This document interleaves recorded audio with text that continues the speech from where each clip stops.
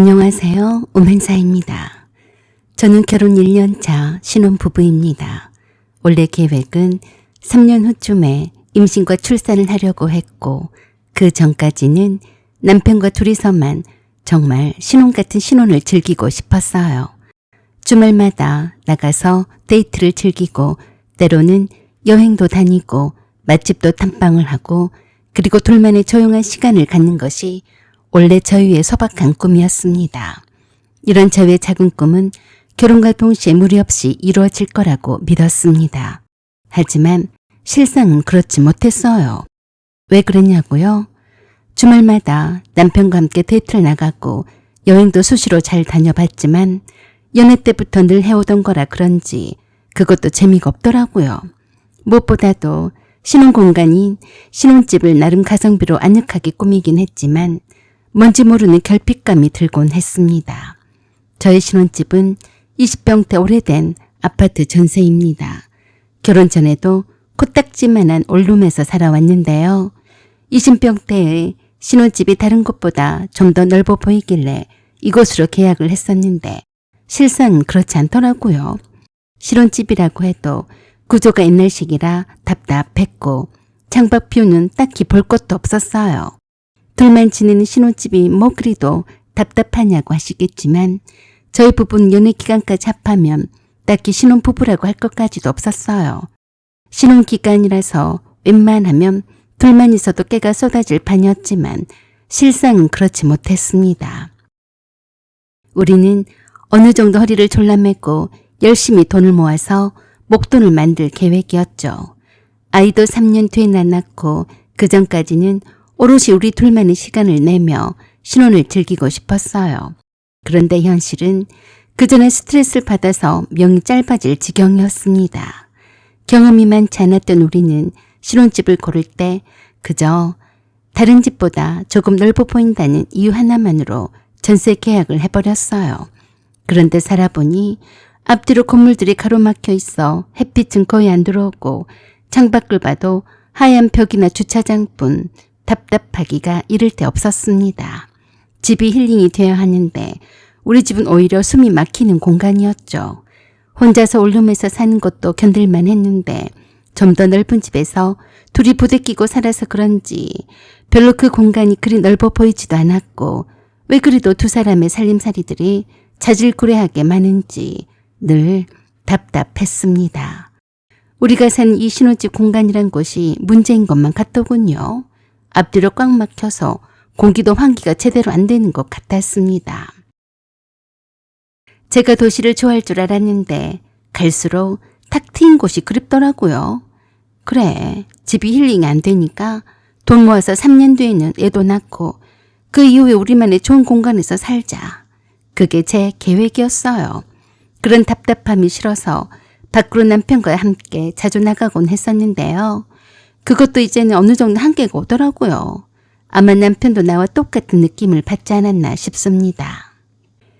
남편이 어느 날 뜬금없이 저에게 그랬습니다. 자기야, 우리 캠핑 가자. 자연 속에서 쉬는 거 진짜 좋다더라. 당신도 막상 가게 되면 좋아할 거야. 이번엔 우리가 캠핑의 재미 좀 느껴보는 게 어때? 저는 처음에 반대했습니다. 물론 자연을 벗삼아 지내는 것은 대찬성이었습니다. 복잡한 도시 구조물 속에서 살다 보니 색다른 환경에 목이 말라 있었던 것도 사실이었으니까요. 그러나 캠핑은 제 취향이 전혀 아니었거든요. 캠핑은 준비하는 것이 반이잖아요. 직접 해본 적은 없었지만 남들이 하는 걸 보면 왜 저런 걸 하나 싶었어요. 번거롭고 돈도 많이 들고 벌레도 나오고 한두 가지가 마음에 안 든 게 아니었습니다. 그런데 남편님이 마음을 굳힌 상태였어요. 결혼 후 첫 월급날 저녁 남편이 퇴근하자마자 현관문을 열며 소리쳤습니다. 자기야, 나 좀 도와줘. 현관 앞에 박스가 5개, 복도까지 줄지어 놓여 있었습니다. 박스마다 붙은 로고, 코베아, 헬리녹스, 스노우피크, 캠핑 마니아들이 선망한다는 고급 브랜드들이었죠. 이게 다 뭐야? 하고 묻자 남편 어린애처럼 웃으며 박스를 뜯기 시작했습니다. 그 얼굴은 참 행복해 보이더군요. 박스 칼로 쓱 테이프를 자르는 소리, 비닐을 찢는 바스락거림이 거실을 가득 채울수록 제 속이 그만큼 더 타들어 갔습니다. 우리 형편은 이게 가당키 날까요? 첫 박스에는 은색 프레임이 번쩍이는 접이식 테이블, 두 번째 박스에서는 고급 우드 암레스트가 달린 캠핑 의자가 있었어요.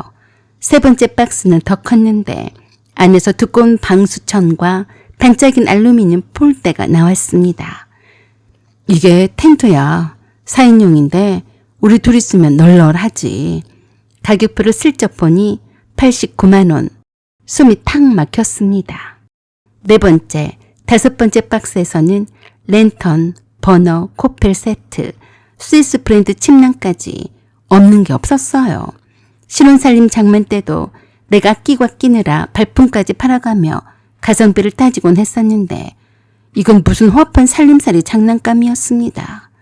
남편은 그걸 하나씩 거실에 늘어놓으며 말했어요. 이거 한번 사두면 10년은 써. 우리 여행 가면 숙박비 아끼고 주말마다 바람 쐬고 얼마나 좋아? 이건 우리들에게 주는 선물이고 투자라고 생각해. 알았지? 알긴 뭘 알아. 나한테 은원도 없이 이런 고가의 장비를 구입을 했으면서 할 말이 없으니까 엉뚱한 데다가 둘러대기는. 어휴, 천불이었습니다. 그주 주말에 보니까 거실 한가운데 텐트, 타프, 테이블 랜턴 이런 것들이 산처럼 쌓여 있었습니다. 내가 좋아하지 않으니까 혼자서 어느새 이것저것 다 사쟁겼더라고요. 신혼살림보다 캠핑 장비가 더 많아 보였어요. 자기야, 이거 다 합치면 다 얼마야? 이거 한 번만 장만을 해놓으면 나중에 우리 애들과 함께 캠핑을 원 없이 다닐 수가 있잖아. 이 정도는 투자할 만하지? 안 그래? 글쎄, 과연 그럴까? 우리에게도 쉼이 필요해. 너무 허리띠만 졸라맨다고 다 돈을 모으는 것은 아니야. 우리에게 주는 선물이라고 치자, 응? 선물 좋아하시네. 한심스러웠지만 이왕 이렇게 된 거 어떻게 하나 싶었고 남편이 하고 싶어하는 일이니 그냥 두고 보자 했습니다. 그때만 해도 저는 그래, 이왕 하는 거 멋지게 즐겨보자 하고 넘겼어요. 그랬더니 어느새 150만 원이 훌쩍 넘는 장비가 거실에 한가득 쌓여 있더라고요. 텐트 제외하고 말입니다. 텐트는 그야말로 가격이 천정부지더라고요. 남들 보는 눈이 있는데 처음엔 저렴한 텐트로 시작을 해볼까 하다가 결국엔 할부로 에어 텐트로 후덜덜한 가격을 지불하고서 구입을 하게 되었습니다. 남편이 자기 돈으로 산다고 하니까 제가 뭐라 할 말은 아니었지만 저는 그 돈마저 아까웠어요. 그 돈을 아끼면 얼마나 좋을까 하고 생각을 했지만 신혼 초부터 돈 하기 싫었습니다. 열심히 일하는 남편이 그 정도의 돈도 못 쓰게 하면 안 될 것 같았거든요. 이왕에 남편이 질러버린 돈이라서 아까운 생각이 들어서 돈값을 알기 위해서 남편과 첫 캠핑에 나섰습니다. 속으로 이 돈이면 차라리 여행을 몇 번 가겠다 싶었지만 그래도 한 번은 해보자고 마음을 먹었습니다. 사랑하는 남편이 하자고 하니까 한번 해봄직한 일이라고 생각을 했어요.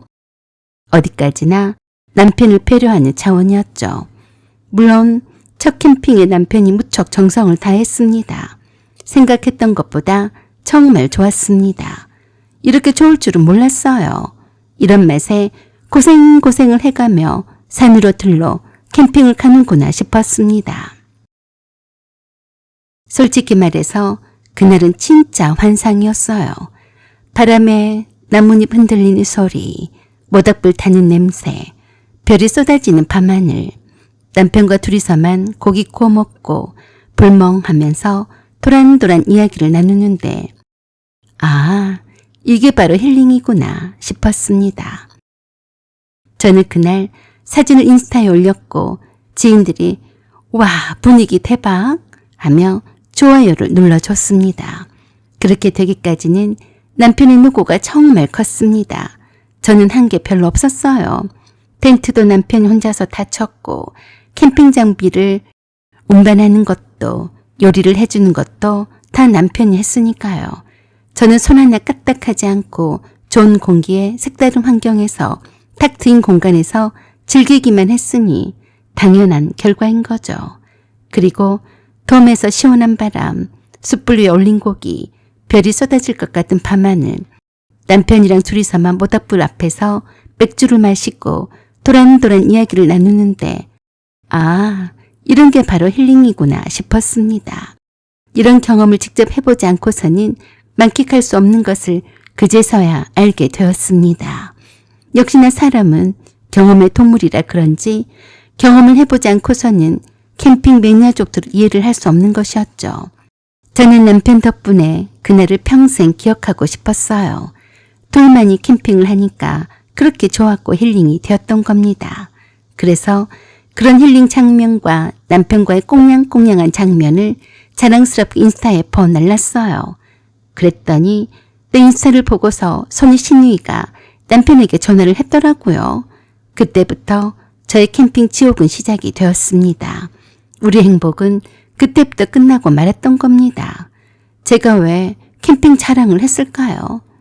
그냥 조용히 힐링만 했으면 좀 더 길게 그 행복을 누렸을 텐데 말입니다.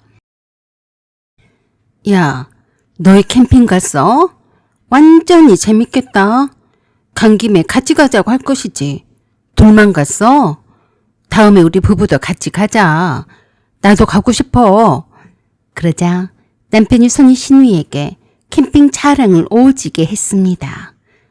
누나도 집에만 있지 말고 이렇게 밖으로 나와. 맨날 사는 게 재미없다고만 하지 말고 자연으로 나와 보라니까. 누나가 오면 대환영이지. 둘이 캠핑하는 것도 좋지만 여러 사람과 캠핑하는 것은 더 좋은 게 아니겠어? 라고 하면서 손이 신우이 부부를 캠핑에 초대를 했습니다. 저도 처음엔 뭐 어쩌나 싶었어요. 어차피 힘든 일은 남편이 다 하는데요. 하지만 그건 제 착각일 뿐이었습니다. 제가 몰라도 한참 몰랐던 거죠. 신우이는 올해 40이고 자그만 회사에 다니고 있었고 결혼 8년 차인데 아이가 없었습니다. 불임이라서 임신을 하기 위해서 직장을 여러 번 그만뒀다가 다시 다니곤 했습니다. 지금은 자식 낳는 것을 포기를 한 상태라고 들었습니다. 그래서 그런지 늘 시간이 많아서 주체를 못했습니다. 쓸데없이 남일에 관심이 많은 스타일이었어요. 손이 신우의 부부는 결혼 8년 차라 그런지 자식이 없어서 그런지는 몰라도 매일매일이 지겹도록 무료하다고 하더라고요. 그건 별 탈이 없는 생활을 하는 거라서 잘 살고 있다는 증거가 아닐까요? 사는 곳이 무난하니까 심심한 거죠. 거기에다가 혼자서 잘 못 노는 편이었습니다. 늘 심심해서 어쩔 줄 몰라하는 그런 사람이었어요. 누가 함께 놀아줘야 하는 스타일이었습니다. 그래서 그런 건지 딱 한 번 우리 부부의 캠핑에 초대를 했을 뿐인데 재미를 붙였는지 이제 나의 늘상 우리 캠핑마다 찰거머리처럼 들러붙었습니다. 캠핑을 할 때마다 다음 캠핑을 계획을 하더군요. 좀 그러다 말겠지 싶었는데 이제 우리들만의 캠핑에 시대 식구들 전체를 불렀지 뭡니까. 미치고 환장할 노릇이었죠. 둘째 주, 셋째 주, 넷째 주 신우이 부부는 캠핑장에 저희보다 늦게 오지도 않고 오히려 먼저 와서 자리 잡아놓고 있었습니다. 음식 준비요? 거의 제가 다 했어요. 신우이는 나는 요리 못해. 내가 여기까지 와서 요리를 해야 하는 거야. 라고 하면서 와인만 홀짝이고 신우이 남편은 장작만 몇 개 던져놓고 의자에 앉아서 휴대폰만 들여다봤습니다.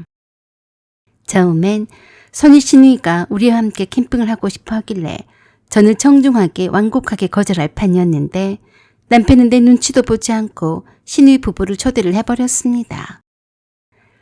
신우이한테 자기가 샀던 나름 고가의 캠핑 장비를 자랑을 하고 싶었던 모양이었습니다. 웬수도 그런 웬수가 없었어요. 처음엔 한두 번 함께 캠핑을 다니다 말겠지 싶었는데 그 처음이 무섭더라고요.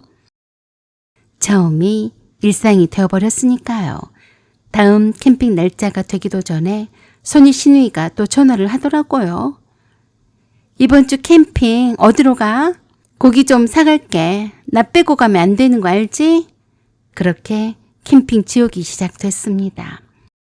손희 신우이 부부는 캠핑장에서 정말 편하게만 지냈습니다. 남편이 텐트를 치면 옆에서 도와주는 척이라도 하면 어디가 덧나나요? 자기는 초대받은 손님이라면서 그늘진 곳에 있는 텐트 의자에 앉아서 넷플릭스만 보고 자빠져 있더라고요. 손희 신우이 남편도 똑같았어요. 4인 가족용 캠핑 장비라서 그렇게 넉넉한 편은 아니었어요. 침낭도 딱 4개, 테이블도 넓지 않고 조리대 공간도 한정돼 있었죠. 그런데 손희 신우이는 캠핑에 와서 자리부터 차지했습니다. 아, 여기 좋다. 우리는 이쪽에 자리 잡을게. 음식 준비 저 혼자였고 설거지도 저 혼자였어요. 신우이는 와인만 홀짝이면서 혼자서 아니 둘이서 분위기만 잡더라고요. 나와 남편이 있던지 말던지 신경도 안 쓰고 오로지 자기네들 편할 대로만 있었어요.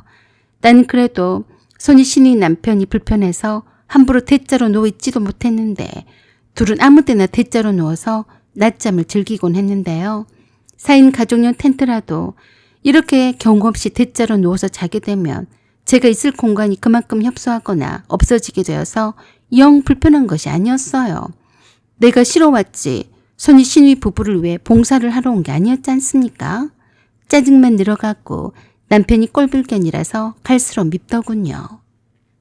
더 황당한 건 남편이 그걸 전혀 문제로 생각하지 않았다는 거예요. 자기야, 누나가 심심해서 그래. 가족인데 좀 이해해. 자기야, 누나도 재밌대. 캠핑장 오니까 기분 좋아지고 힐링이 된대. 저는 속으로 그래? 누나는 좋겠지. 그런데 나는? 캠핑이 우리 둘만의 시간이 아니라 그냥 신우이 주말 놀이터가 되어버렸는데 이 상황이 너무 억울했습니다. 문제는 캠핑을 할 때마다 시댁 식구들이 하나씩 늘어간다는 거였습니다. 손희 신우이가 시댁 식구들한테 소문은 다 내고 다녔거든요. 급기야 시부모님도 오시겠다고 난리셨어요. 오신다는 것을 오시지 말라고 할 수는 없지 않습니까? 나한테 물어보지도 않았어요. 뭐 이런 경우가 있는지 기가 막혔습니다. 우리 신혼부부의 힐링을 위해서 비싼 돈을 지불해가며 마련한 캠핑 장비가 저의 덫이 되어버린 겁니다. 남편도 그렇게 되리라고 생각을 했겠습니까? 하지만 남편은 좋아 죽더라고요. 자기 식구들과의 만남이니까 거리낄 게 없겠죠. 하지만 저는요. 남편이 잘 이해를 못하는 것 같았습니다. 내가 캠핑장에는 가지 않겠다고 하니까 대본에 그러더라고요. 자기가 없으면 안고 없는 찐빵이나 마찬가지야. 내가 자기가 없는데 무슨 재미로 가. 그러지 말고 같이 가자. 이번엔 엄마랑 아버지도 오시는데 네가 없으면 이상하게 생각하셔. 내가 그 고생길을 왜 가야 하니? 원래는 우리가 힐링을 하기 위해서 캠핑을 간 것이 아니었니?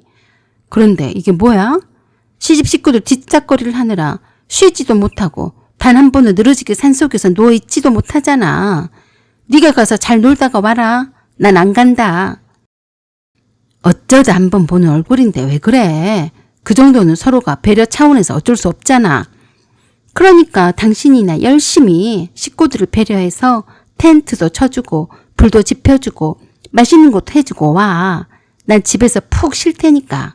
드디어 금요일 날 저녁이었어요. 저는 전날 회사에 야근을 해서 정말 피곤했는데 신우이가 또 전화를 했습니다. 이번 주는 어디로 가? 고기는 내가 넉넉히 사갈 테니까 올케가 오면서 수박을 큰 거 하나 사와. 우리 엄마랑 아빠도 막내가 모시고 온다고 했으니까 부족하지 않게 마실 물도 잘 챙겨오고. 알았지? 시댁 식구들이 총 출동을 하니까 알아서 준비를 철저히 해오라는 말이었습니다. 내가 미쳤어요. 몸이 천근만근인데 내가 왜 그 짓을 하겠어요. 주말에 푹 잘 쉬어줘야 또 출근을 해서 한 주일을 버틸 것 아니겠어요.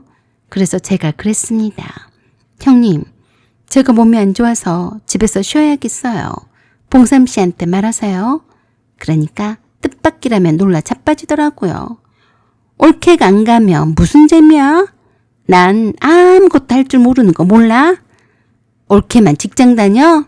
봉삼이도 다니고 다 다니잖아. 아프단 그런 소린 집어치우고 오기나 해. 알았어? 어디서 함부로 명령조인지 기분이 나빴습니다. 형님, 내가 아프다는데 형님이 뭔데 오라고 난리세요? 형님이 요리도 하고 설거지도 하고 어머님이랑 아버님 심부름도 하고 다 해보세요. 가만히 의자에 붙어만 있지만 말고요. 알았어요? 그만 끊어요. 라고 하고 대답도 듣지 않고 끊어버렸더니 톡에 불이 났습니다. 야, 네가 뭔데 나한테 지랄이야? 아프다는 핑계대지 말고 그날 안 오면 나한테 죽을 줄 알아? 미친 괴고기를 먹었나? 본성이 의심스럽더라고요. 내가 네가 무서워서 아픈 몸을 이끌고 그 지옥 같은 곳에 가겠냐? 돌대가리야. 네가 날 잘 부려먹으려고 오라고 하는 건데 내가 미치지 않고서야 네 말대로 하겠니? 닭대가리야. 귀엽고 저는 가지 않을 작정이었습니다. 캠핑에 캠자만 들어도 두드러기가 날 지경이었습니다. 그만큼 남편을 따라 캠핑장을 쫓아다녔으면 남편에 대한 배려는 다한 셈이라고 생각을 했어요. 집에 돌아와서 남편에게 말했어요. 나 이제 캠핑 안 갈래. 남편은 놀라서 이유를 물었습니다. 저는 신입 부부 때문에 너무 힘들다고 솔직하게 말했어요. 그런데 남편이 뭐라고 했는지 아세요? 자기야, 그냥 누나도 심심해서 그러는 거잖아. 가족인데 좀 봐주면 안 돼? 자주 보는 얼굴도 아니고 어쩌다가 한 번씩 보는 얼굴이잖아. 그 정도는 이해를 해주자. 당신은 그럼 나를 매일 보는 얼굴이라서 배려가 없니? 어째서 네 말이 섭섭하다? 너는 내가 중요하냐? 아니면 네 식구들이 더 중요하냐? 뭐가 더 중요해? 왜 그래? 너답지 않게. 나답지 않게? 그래, 옛날에는 안 그랬잖아. 내가 캠핑을 가서 얼마나 힘들었는지 알기나 해? 내가 너한테 힘들었었다고 말을 해도 너는 그냥 헐려듣더라. 그런 말 하지 마. 힘들면 내가 당신보다 더 힘들지. 당신이 뭐가 힘들다고 그래? 그래, 당신이 일을 더 많이 해서 그렇게 느낄 수도 있어. 하지만 우리가 캠핑을 가려고 했던 이유가 우리 둘만의 힐링이 아니었니? 그런데 난 힐링이 아니라 지옥이었어. 너무 힘들어. 내가 힘들다며 네가 귀담아 들어야지. 내가 너한테 그렇게 아무것도 아닌 존재냐? 내가 힘이 들어서 안 가겠다는데 왜 다들 억지로 데려가려고 해? 나에 대한 배려가 이것밖에 안 되는 거니? 그랬더니 남편이 마지못해 아쉬운 표정을 지으며 그러더라고요. 가족들이 다 모이는 자리에 며느리가 빠지면 이상하게 생각하실 게 아니냐. 내가 난처해지잖아. 그래서 네가 난처해지지 않으려고 내가 억지로 가야 하니? 나도 할 만큼 했는데 네가 이해를 못하는 것 같으니까 나도 더 이상 못하겠다. 혼자 잘 갔다 와라. 남편은 결국엔 나를 설득하지 못하고 혼자 갔습니다. 혼자서 집에서 쉬니까 참 좋더라고요. 백화점에 가서 쇼핑도 하고 친구를 만나서 디저트도 사 먹고 돌아다니니까 더 힐링이 되더라고요. 저녁쯤 되니까 캠핑장에서 시어머니가 전화를 하셨습니다.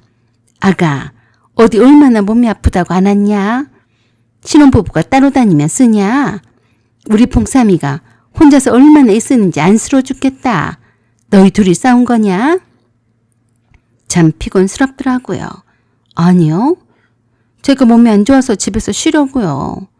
그럴수록 공기가 좋은 데로 와서 맛있는 것도 같이 먹고 오랜만에 식구들도 만나니까 얘기도 나누고 좀 좋아? 아프면 뭐 얼마나 아프다고 그러냐? 목소리 들으니까 쌩쌩하고만 그런다.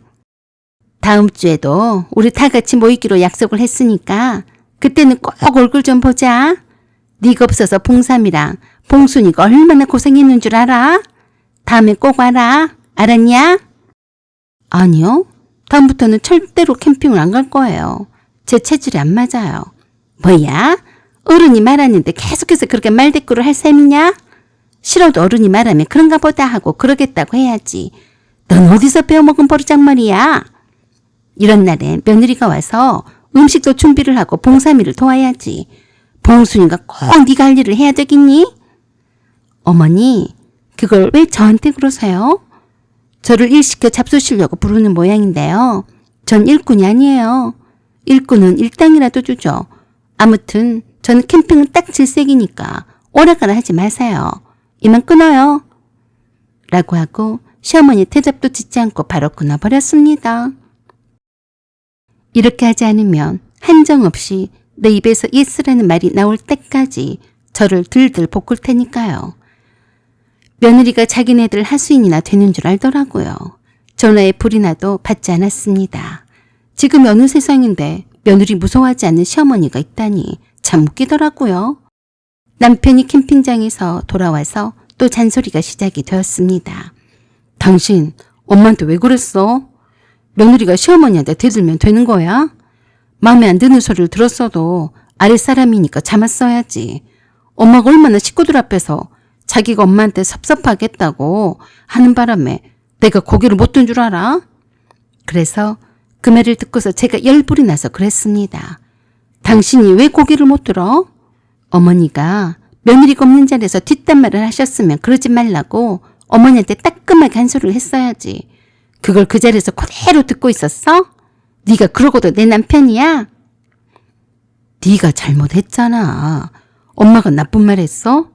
난 잘못한 것이 없어. 내가 캠핑 가기 싫어서 안 간다고 했을 뿐인데 그게 왜 잘못한 거야?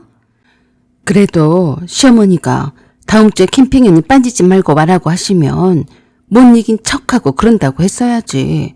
그때 가서 안 가더라도 말이야. 왜 너는 융통성이 없냐? 당신이야말로 꽉 막힌 시어머니나 그 아들이나 똑같아. 천불이다. 너랑 대화를 할수록 어이가 없으니 말이다. 라고 하고 제 방에 들어가 버렸습니다. 대화도 대화가 되어야 대화를 하는 거 아니겠어요? 그 다음 주 남편이 출근한 사이 반차를 내고 일찍 퇴근을 했습니다. 저는 캠핑장부 첨부를 당근마켓에 올렸습니다. 일괄 판매, 상태 최상, 거의 새 거예요. 사용감은 있지만 구매한 지 얼마 안 되었습니다. 라고 올렸더니 금세 댓글이 주르륵 달렸습니다. 하루 만에 싹 팔렸고 거실이 한순간에 텅 비었어요. 남편이 퇴근하고 들어와서 홀랑홀랑해진 거실을 보더니 멍하니 서 있더군요. 그러더니 내게 물었습니다. 여기 있던 캠핑 장비들은 다 어디로 갔어? 전 웃으며 말했습니다. 내가 당근에 팔아먹었어. 어이가 없다는 표정에 남편이 그러더군요. 뭐?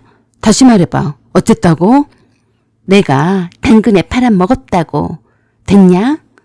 진짜야? 왜 그랬어? 나한테 묻지도 않고 팔았다니. 당신 제정신이야?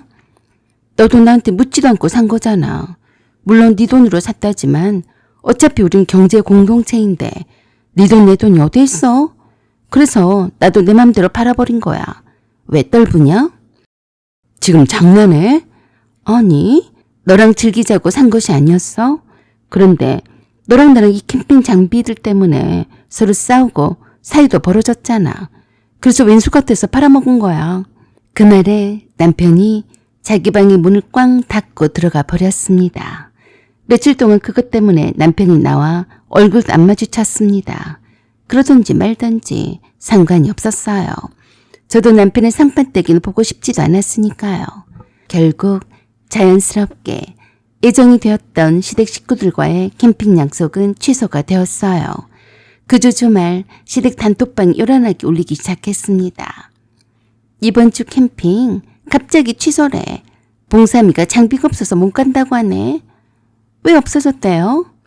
저는 그 방에 초대도 안 받았지만 남편이 툭 던진 한마디 덕분에 소문이 순식간에 퍼졌습니다. 우리 장비 전부 다 팔아먹었대.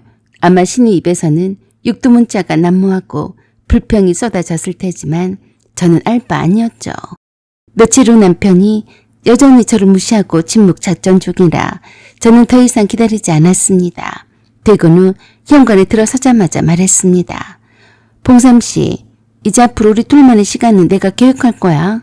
이제부터는 시댁 식구들과는 절대로 안 만날 거야. 또 내 허락 없이 장비 사거나 약속 잡으면 그 물건이든 그 약속이든 바로 없애버릴 거야. 캠핑 말고도 우리 둘이 즐길 수 있는 거는 많으니까. 남편은 내게 어이가 없다는 듯이 그랬습니다. 네가 뭔데 네 맘대로 하려고 해? 네가 독재자야? 그래, 내가 독재자라고 치자. 내가 마음에 안 들면 이혼해.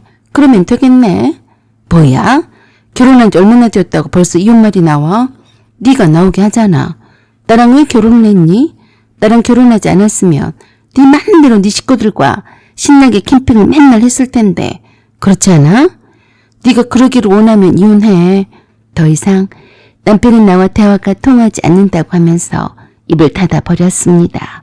그래서 남편이 혼자 있는 시간을 충분히 좋아야겠다는 생각에 남편에게 알리지 않고 유럽 여행을 떠났습니다.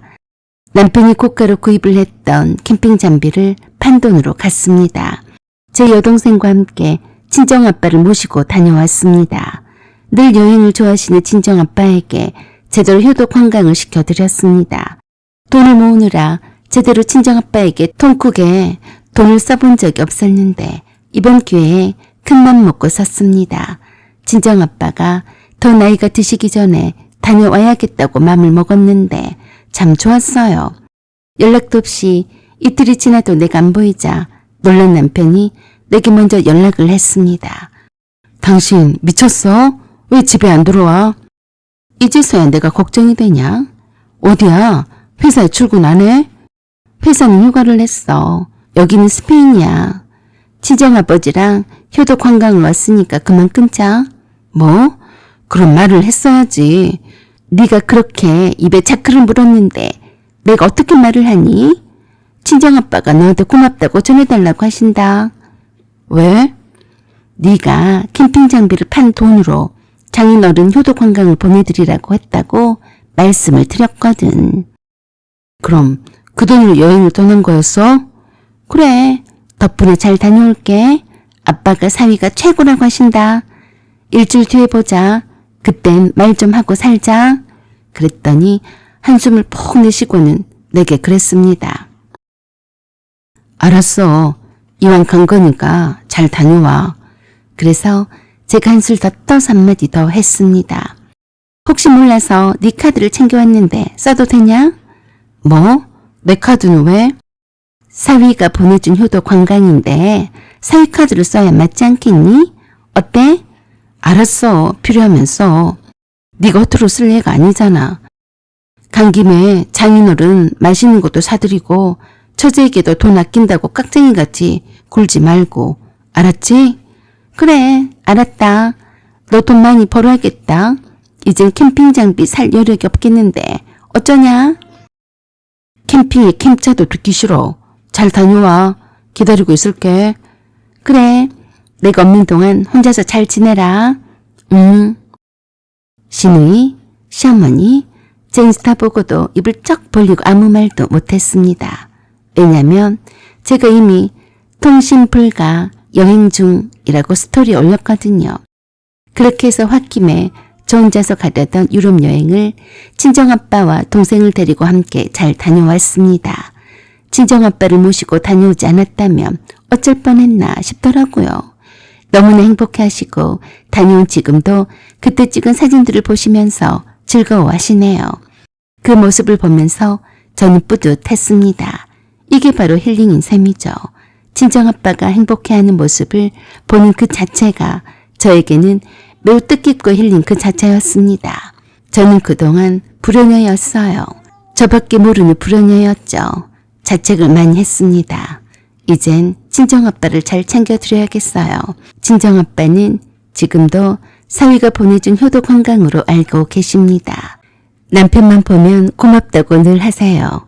남편은 그런 장인어른에게 자주 얼굴을 비추며 한 번씩 술도 사드리고 맛있는 맛집에 모시고 가곤 합니다. 저는 그런 남편 행동에 지나간 일들은 조금씩 있곤 하네요. 사연은 여기까지입니다. 구독과 좋아요, 알림 설정 부탁드려요. 감사합니다.